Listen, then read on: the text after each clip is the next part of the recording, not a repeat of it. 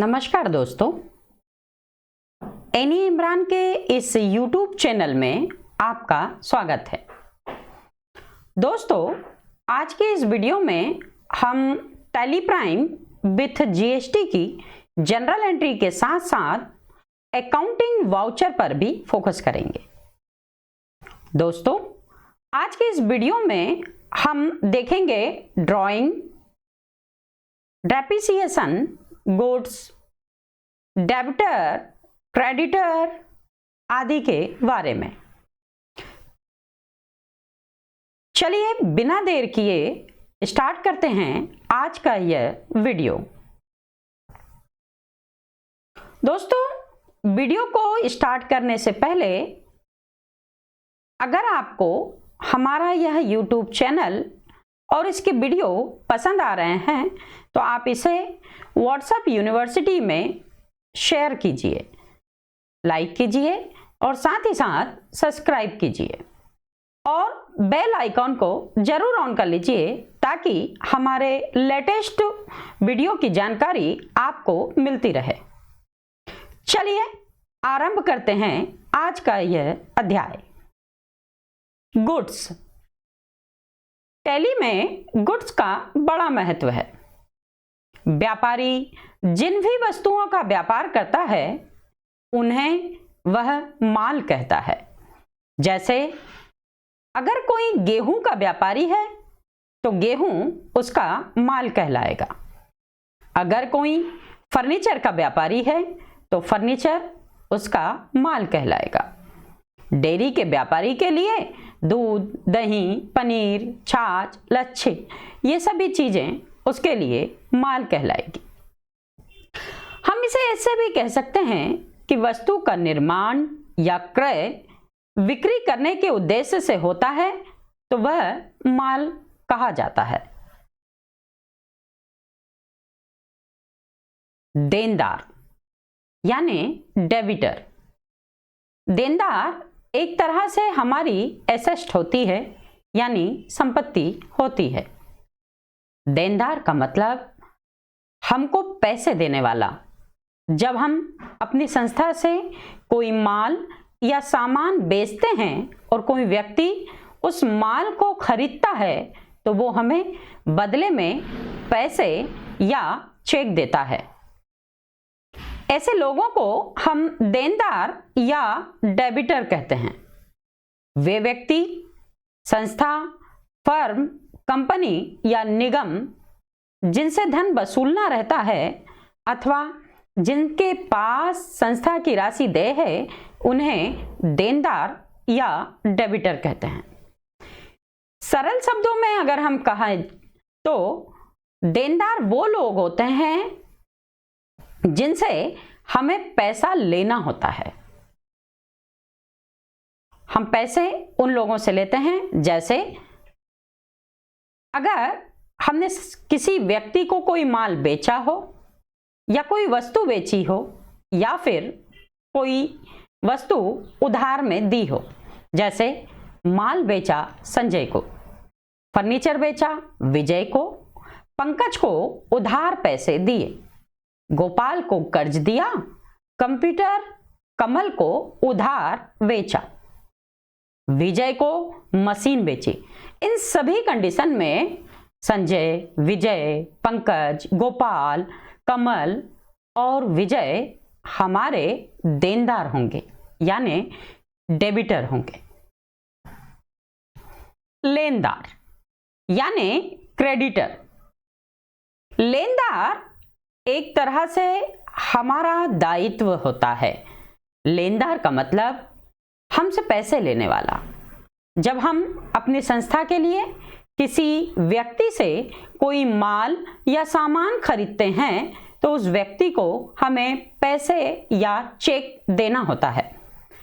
ऐसे लोगों को हम लेनदार या क्रेडिटर कहते हैं। जिस व्यक्ति, संस्था, फर्म, कंपनी या निगम आदि को उधार क्रय के लिए या ऋण के लिए व्यापारी द्वारा धन देय होता है वो व्यापारी के लेनदार कहलाते हैं। इन्हें सरल शब्दों में ऐसा भी कह सकते हैं कि लेनदार वे व्यक्ति होते हैं जिन्हें हमें पैसा देना होता है। इन लोगों से हमने कभी ना कभी कोई वस्तु, माल या पैसा उधार लिया है और यह हमारा दायित्व है कि उस उधारी को हम चुकता करें। इनके कुछ एग्जाम्पल हैं, जैसे पूजा से माल खरीदा, उमा से टूल्स खरीदे, संजय से उधार रुपए लिए, गोपाल से मशीन खरीदी, विजय से कर्ज लिया, मटेरियल चंचल से उधार में खरीदा। इन सभी कंडीशन में पूजा, उमा, संजय, गोपाल, विजय और चंचल हमारे लेनदार होंगे, यानी क्रेडिटर होंगे, क्योंकि हमने इनसे पैसा या कोई वस्तु या माल खरीदा है। तो हमारा दायित्व बनता है कि हम इन लोगों का पैसा समय पे लौटाएं। डिस्काउंट का व्यापार में बड़ा योगदान है। डिस्काउंट को छूट या कटौती भी कहा जाता है। इस व्यापार में अपने सामान को जल्दी एवं आसानी से बेचने में उपयोगी माना जाता है। डिस्काउंट के दो प्रकार होते हैं, डिस्काउंट पे और डिस्काउंट रिसीव। डिस्काउंट पे ये कोई वस्तु या माल को बेचते समय जो डिस्काउंट देते हैं उसे कहा जाता है। डिस्काउंट रिसीव उसे कहते हैं जब कोई वस्तु या माल हम खरीदते हैं और हमें डिस्काउंट की प्राप्ति होती है। डिस्काउंट पे व्यापार का खर्चा होता है, इसलिए डेबिट किया जाता है। डिस्काउंट रिसीव व्यापार की इनकम होती है, इसलिए इसे क्रेडिट किया जाता है। हमने इससे पहले के वीडियो में यह जाना था कि expenses always debit, income are always credit, यानी खर्चों को हमेशा डेबिट कीजिए और इनकम को हमेशा क्रेडिट कीजिए। ये रूल्स हमने पिछले वीडियो में सीख लिए थे। अगर आपने वह वीडियो नहीं देखा है तो आप हमारा पहला वीडियो जरूर देखें। डेप्रिसिएशन मतलब ह्रास। किसी संपत्ति के मूल्य में किसी भी कारण से होने वाले धीरे धीरे स्थायी कमी को ह्रास कहते हैं। वस्तुतः मूल्य में ह्रास की कई कमी होती है, जैसे टूट फूट, समय का व्यतीत होना, अप्रचलन, दुर्घटना आदि।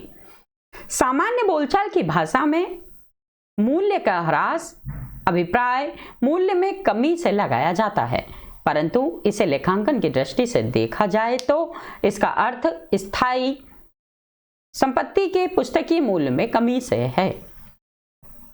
स्थायी संपत्ति पर ह्रास काटा जाता है, यह इस व्यवसाय के लिए हानि है। ह्रास अवास्तविक खाता है।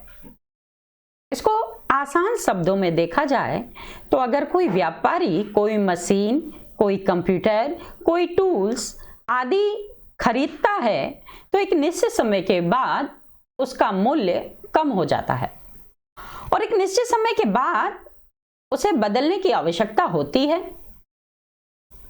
तब व्यापारी फर्नीचर के बदले फर्नीचर, कंप्यूटर के बदले कंप्यूटर, मशीन के बदले मशीन और टूल्स के बदले टूल्स खरीदता है, जिसके कारण उसे वह पुराने सामान कम कीमत पर बेचने पड़ते हैं। वह सामान उतनी कीमत पर नहीं बेचे जा सकते जितनी कीमत पर उन्होंने खरीदा था। अब नए सामान खरीदने के लिए अधिक मूल्य की आवश्यकता पड़ेगी। इसी मूल्य की कमी को ह्रास कहा जाता है। इसका लेखा इस तरह किया जाएगा: डेप्रिसिएशन अकाउंट डेबिट और एसेट अकाउंट क्रेडिट। जिस भी संपत्ति पर ह्रास काटा जाएगा उसे डेप्रिसिएशन कहा जाएगा। जैसे फर्नीचर पर ह्रास लगाया तो डेप्रिसिएशन अकाउंट डेबिट और furniture account credit.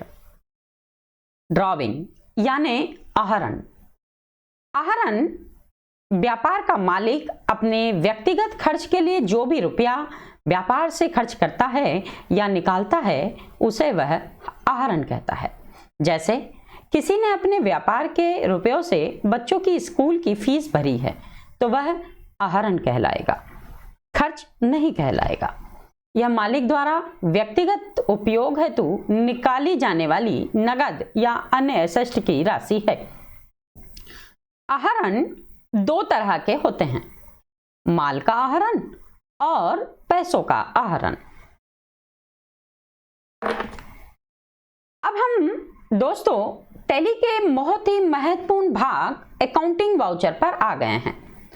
Accounting voucher मुख्य रूप से ये 6 वाउचर होते हैं। इन 6 वाउचर में ही टैली सबसे महत्वपूर्ण एंट्रियां की जाती हैं, जैसे परचेज वाउचर जिसकी शॉर्टकट की F9 है, सेल्स वाउचर जिसकी शॉर्टकट की F8 है, पेमेंट वाउचर जिसकी शॉर्टकट की F5 है, रिसिप्ट वाउचर और जिसकी शॉर्टकट की F6 है, कॉन्ट्रा वाउचर जिसकी शॉर्टकट की F4 है और जनरल वाउचर जिसकी शॉर्टकट की F7 है। चलिए एक एक करके हम इसको समझ लेते हैं। सबसे पहला वाउचर परचेज वाउचर। व्यापारी जिस भी वस्तु का व्यापार करता है उसे वह अपना माल कहलाता। जैसे डेयरी के व्यापारी के लिए दूध, दही, मही, पनीर, घी उसका माल होगा।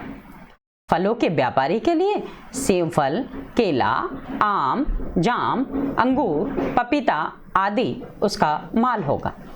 अगर व्यापारी उस वस्तु या माल को खरीदता है जिसका वह व्यापार करता है, चाहे वह नगद खरीदे या फिर उधार खरीदे, तो परचेज वाउचर में एंट्री की जाती है। अगर व्यापारी कोई सामान को बनाकर बेचता है एवं उसके लिए अगर वह कच्चा सामान खरीदता है, चाहे वह नगद खरीदे या उधार खरीदे, तो इसी वाउचर में एंट्री की जाती है। जैसे कूलर बनाकर बेचने वाला व्यापारी स्विच बोर्ड, पंखी, जाली, रेगुलेटर, वायर आदि को अपना माल कहेगा और जब भी इन सामान को वह खरीदेगा तो परचेज वाउचर में एंट्री की जाएगी। इसकी कुछ प्रमुख एंट्रियों को हम देख लेते हैं। जैसे माल खरीदा 7,000 रुपए, purchase account debit, cash account credit. माल खरीदा 6,000 का और SBI के चेक से भुगतान किया, यहां पर परचेस अकाउंट को डेबिट करेंगे और SBI बैंक को क्रेडिट करेंगे। विजय से माल खरीदा 9,000 का, यहां पर परचेस अकाउंट को ही डेबिट करेंगे पर विजय को क्रेडिट करेंगे। दोस्तों यहां पर हमने ये जो जनरल एंट्री अभी अभी आपको समझाई है, उन्हीं जनरल एंट्रियों का कुछ एंट्री दी हुई हैं।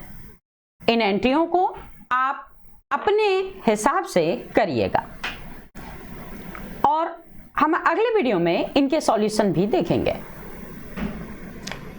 इसका स्क्रीनशॉट जरूर ले लीजिए ताकि आप इन्हें सॉल्व कर सकें। अगला वाउचर है हमारा सेल्स वाउचर। व्यापारी जिस वस्तु का व्यापार करता है उसे वह अपना माल कहता है। जैसे रेडीमेड कपड़े के व्यापारी के लिए jeans, shirt, top, T shirt आदि उसका माल होगा। व्यापारी के लिए फोन, चार्जर, एयरफोन आदि माल होगा अगर वह मोबाइल का व्यापार करता है तो। व्यापारी जिस भी वस्तु का व्यापार करता है उस वस्तु को अगर वह बेचता है, चाहे वह नगद बेचे या उधार, तो सेल्स वाउचर में एंट्री की जाती है। अगर व्यापारी कोई सामान को बनाकर बेचता है तो भी सेल्स वाउचर में एंट्री की जाती है। जैसे चाय कॉफी बनाकर बेचने वाला व्यापारी शक्कर, चाय पत्ती, कॉफी पाउच, कप आदि को अपना माल कहेगा, परंतु बेचते समय चाय एवं कॉफी बेचेगा। जब भी वह चाय कॉफी बेचे या मोबाइल बेचे या रेडीमेड बेचे, तब इन तीनों कंडीशन में वह सेल्स वाउचर में एंट्री करेगा। यहां पर हमने कुछ सेल्स वाउचर की एंट्री दी हुई है। माल बेचा उमाकांत को 3,000 का। यहां पर उमाकांत जी रिसीवर हैं और हमारा माल जा रहा है। हम डेबिट में उमाकांत लिखेंगे और सेल्स वाउचर को क्रेडिट करेंगे। माल बेचा चेतन को चेक मिला एसबीआई बैंक में जमा किया। हम यहां पर एसबीआई बैंक अकाउंट डेबिट करेंगे और क्रेडिट में सेल्स अकाउंट लिखेंगे, क्योंकि चेक हम बैंक में जमा कर रहे हैं। माल बेचा दिनेश को 2000 का। इस कंडीशन में दिनेश रिसीवर हुआ और सेल्स हमारा जा रहा है, तो दिनेश डेबिट और सेल्स क्रेडिट। दोस्तों, हमने कुछ एंट्री आपको दी है फिर से सेल्स वाउचर की। इन एंट्रियों को आप सॉल्व कीजिएगा। इसका स्क्रीनशॉट जरूर ले लीजिए ताकि आप आसानी से इन्हें सॉल्व कर सकें। इनमें अगर कोई दिक्कत आती है तो आप कमेंट्स करिएगा ताकि हम आपके जवाब आसानी से दे सकें। अगला वाउचर हमारा पेमेंट वाउचर होता है। पेमेंट वाउचर का प्रयोग हम तब करते हैं जब हम किसी पार्टी को पेमेंट करना होता है या किसी भी प्रकार के खर्चे का भुगतान करना होता है, चाहे यह भुगतान कैश में किया जाता है या फिर बैंक के माध्यम से, तब इस वाउचर का प्रयोग किया जाता है। पेमेंट वाउचर का यूज करने के लिए हमें F5 शॉर्टकट की का उपयोग किया जाना चाहिए।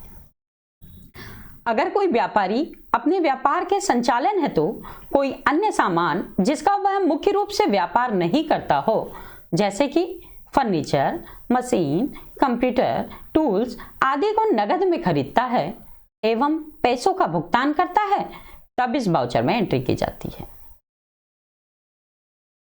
किसी भी व्यक्ति या संस्था को उधार पैसा दिया जा रहा हो या फिर किसी व्यक्ति या संस्था की पुरानी उधारी चुकता कर रहे हों, तब भी इस वाउचर में एंट्री की जाती है। हमेशा पेड, पेमेंट, पे, इन सभी एंट्रियों को पेमेंट वाउचर में किया जाता है। पेमेंट वाउचर की कुछ उदाहरण हम देख लेते हैं। अजय को पेमेंट किया। अजय यहाँ पर रिसीवर होगा और हमारे पास से कैश जाएगा। हम डेबिट में अजय लिखेंगे और क्रेडिट में कैश लिखेंगे। इलेक्ट्रिसिटी बिल जमा किया 9000 का। इलेक्ट्रिसिटी बिल हमारा एक्सपेंसेस है और एक्सपेंस हमेशा डेबिट होता है। Electricity bill account debit, cash account credit. Salary पे की एसबीआई चेक के माध्यम से। सैलरी हमारा एक्सपेंसेस है, परंतु ये एक्सपेंसेस हमने एसबीआई बैंक के माध्यम से किया है, तो क्रेडिट में हम कैश के स्थान पर एसबीआई बैंक लिखेंगे। कंप्यूटर खरीदा 25,000 का। कंप्यूटर हमने व्यापार के संचालन के लिए खरीदा है, न कि हम उसका व्यापार करते हैं, इसलिए हम डेबिट में कंप्यूटर लिखेंगे क्योंकि कंप्यूटर हमारे व्यापार में आ रहा है। साथ ही साथ व्यापार से पैसा जा रहा है, इसलिए कैश को क्रेडिट करेंगे। दोस्तों, पेमेंट वाउचर की कुछ एंट्रियां हमने आपके लिए यहां पर दी है। इसका आप बढ़िया स्क्रीनशॉट लीजिए और इन्हें सॉल्व कीजिए। अगर आपको इन एंट्रियों में कोई दिक्कत आए तो आप हमसे सवाल कर सकते हैं। अगला वाउचर हमारा रिसिप्ट वाउचर है। रिसिप्ट वाउचर का प्रयोग हम तब करते हैं जब किसी पार्टी से पेमेंट लेना होता है। यहां पर करना हो गया है, पर आपको लेना होता है। इनकम की प्राप्ति की एंट्री हमेशा हम रिसिप्ट वाउचर में करेंगे, या फिर कैश या बैंक के माध्यम से जब हमें पैसा प्राप्त हो तो हम इस वाउचर का उपयोग करेंगे। F6 इस वाउचर की शॉर्टकट की है।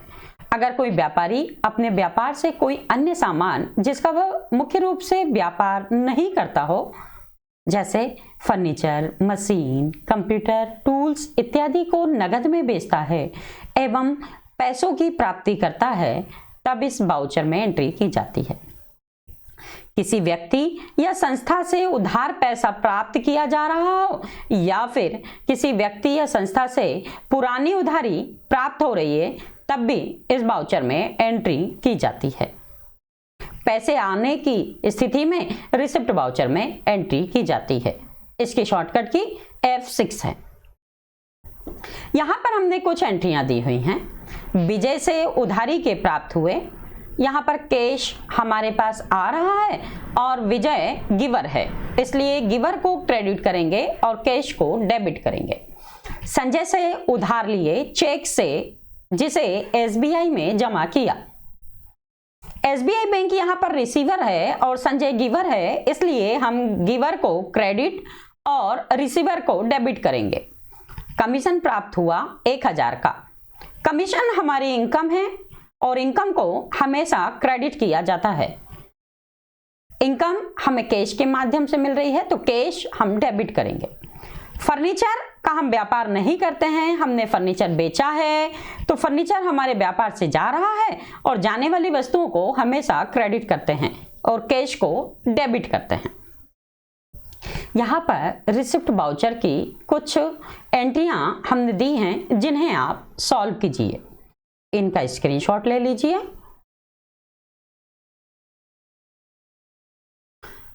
F4 मतलब कॉन्ट्रा वाउचर। जब हम बैंक से कोई लेन देन करते हैं तब कॉन्ट्रा वाउचर का प्रयोग करते हैं। इस वाउचर का प्रयोग हम तब करते हैं जब हम बैंक में कैश जमा करवाते हैं या फिर कैश विड्रॉ करते हैं। फंड को एक बैंक से दूसरे बैंक में ट्रांसफर करने पर भी कॉन्ट्रा वाउचर का उपयोग किया जाता है। इस वाउचर का प्रयोग करने के लिए शॉर्टकट की F4 का उपयोग किया जाता है। इस तरह कोई व्यापारी अपने व्यापार के लिए किसी बैंक में अपना खाता खुलवाता है या खुले हुए खाते को बंद कराता है तब भी इस वाउचर में ही एंट्री की जाती है। व्यापार और बैंक के मध्य हुए लेन देन का लेखा इस वाउचर में किया जाता है। कॉन्ट्रा वाउचर की कुछ एंट्री हमने यहाँ पर लिखी है। SBI बैंक में 5000 के साथ खाता खोला। हमने खाता खुलवाते समय पैसे बैंक में जमा किए हैं तो बैंक रिसीवर हुआ। SBI bank debit, cash, credit. HDFC से 3000 रुपए निकाले। इस स्थिति में HDFC बैंक गिवर होगा और कैश हमें रिसीव होगा। Cash account debit, HDFC bank credit. 8000 रुपए यूनियन बैंक में जमा किए। इस स्थिति में यूनियन बैंक रिसीवर होगा तो union bank account debit, cash account credit. 7000 रुपए SBI बैंक से HDFC बैंक में ट्रांसफर किए। इस कंडीशन में HDFC बैंक रिसीवर और SBI बैंक गिवर होगा तो हम HDFC बैंक को डेबिट और SBI को क्रेडिट करेंगे। यहाँ पर हमने कॉन्ट्रा वाउचर की कुछ एंट्री आपके लिए दी हुई है ताकि आप इन्हें सॉल्व करके कॉन्ट्रा वाउचर की प्रैक्टिस कर सकें। इनका स्क्रीनशॉट ले लीजिए। हमारा अंतिम वाउचर है जनरल वाउचर। जनरल वाउचर की शॉर्टकट की F7 है। जनरल वाउचर का प्रयोग मुख्य रूप से एडजस्टमेंट के लिए किया जाता है, यानी जो एंट्रीज अन्य वाउचर में नहीं होती हैं उन्हें जनरल वाउचर में किया जा सकता है। इस वाउचर का प्रयोग करने के लिए F7 शॉर्टकट की का प्रयोग किया जाता है। जनरल वाउचर में व्यापारी अपने व्यापार के संचालन हेतु अन्य कोई भी वस्तु जिसका वह व्यापार न करता हो को उधार खरीदे या बेचने पर इस वाउचर में एंट्री करता है। जैसे कोई व्यापारी दूध का व्यापार करता है तो वह व्यापार के संचालन के लिए अगर कोई फर्नीचर, कंप्यूटर, टूल्स आदि का परचेस एवं सेल्स उधार में करता है तो जनरल वाउचर में एंट्री करेगा। जनरल वाउचर में व्यापारी प्राकृतिक हानि जैसे माल का जल जाना, चोरी चला जाना, किसी संपत्ति पर ह्रास एवं बिल रिसीवर और पेबल, लोन पर ब्याज इत्यादि की भी लेखा किया जाता है। यहाँ पर हमने जनरल वाउचर से रिलेटेड कुछ जनरल एंट्री दी हुई है। सतीश से 8000 रुपए का कंप्यूटर खरीदा। हमने कंप्यूटर खरीदा है तो कंप्यूटर डेबिट करेंगे और सतीश यहाँ पर गिवर है इसलिए सतीश को क्रेडिट करेंगे। विजय को फर्नीचर बेचा उधार में 6000 का। विजय यहाँ पर रिसीवर है तो रिसीवर को डेबिट करेंगे, और फर्नीचर हमारे व्यापार से जा रहा है इसलिए क्रेडिट करेंगे।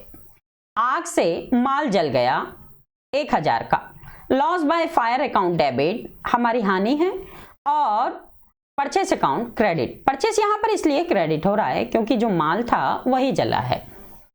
माल चोरी चला गया, लॉस बाय स्टॉलन, और कैश अकाउंट क्योंकि कैश चोरी गया है। यहाँ पर हमने जनरल एंट्री की कुछ एंट्री दी हुई है ताकि आप जनरल वाउचर की प्रैक्टिस कर सकें। इसका स्क्रीनशॉट लेकर आप इसकी प्रैक्टिस करिए, एवं इसमें कोई समस्या आती है तो आप हमें मैसेज करिए। दोस्तों, आपको यह वीडियो कैसा लगा हमें ज़रूर बताएं, ताकि हम भविष्य में आपके लिए ऐसे ही वीडियो बनाते रहें। और अगर यह वीडियो आपको पसंद आया है तो फेसबुक एवं व्हाट्सएप यूनिवर्सिटी में इस वीडियो को ज़रूर शेयर कीजिए। साथ ही साथ हमारे इस यूट्यूब चैनल जिसका नाम एनईए इमरान है को सब्सक्राइब करिए और लाइक कीजिए। धन्यवाद दोस्तों, मिलते हैं नेक्स्ट वीडियो में।